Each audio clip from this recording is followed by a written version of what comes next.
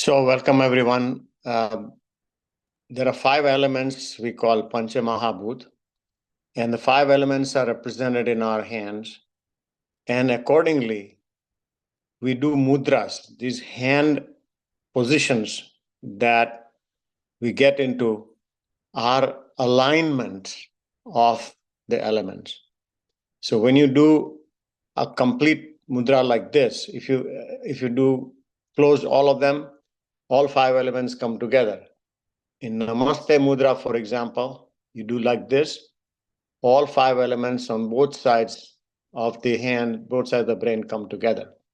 So this is one of the most powerful mudras that you can have is Namaste or Pranam Mudra. And now, let's go through the 5 elements. And this one, thumb is the fire element, okay? Agni. The little finger is water.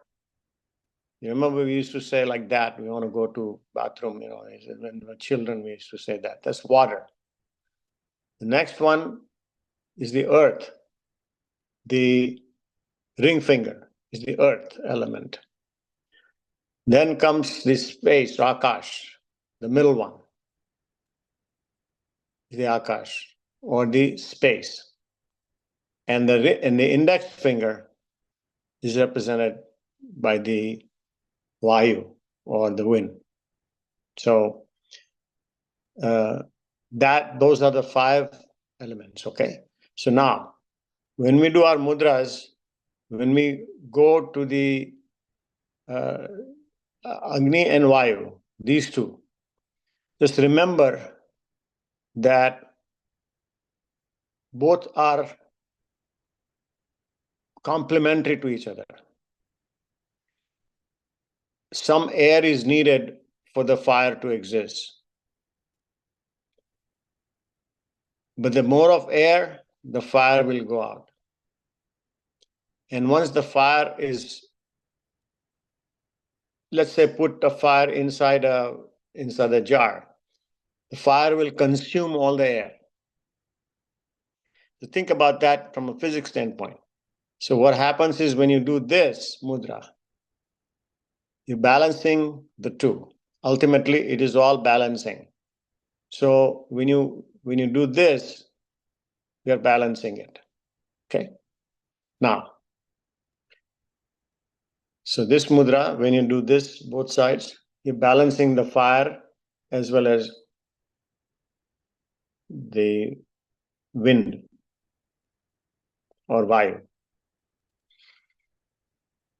This is how it's also called dhyana mudra. Means, you're really concentrating on it. And both are balanced. One is fire is hot, wind is cool. So you can think about that as pairs of opposites. Now, when you do this mudra, for example, the middle one, that mudra is very powerful in the sense, now, if you do this, for example, the middle finger to the thumb, this is attaching the Akash or also sound. So Akash or space. Then you go to the earth. This is earth mudra, down to the earth. When you want to get grounded, when you're thinking about grounding yourself, and when you do practice of the grounding, this is what's used. And then the last one is the water. The water connecting to the fire. And these also balances each other. If you go to the ground, you know that when the fire is there, you put out the fire, you put ground on it, correct? Space is the same way. So fire is a common element, and fire is basically the vitality, if you want to say that. So thumb is the vital element, vitality, also represented by Brahman, but this gets connected to all the various elements, and the mudras are created. Now,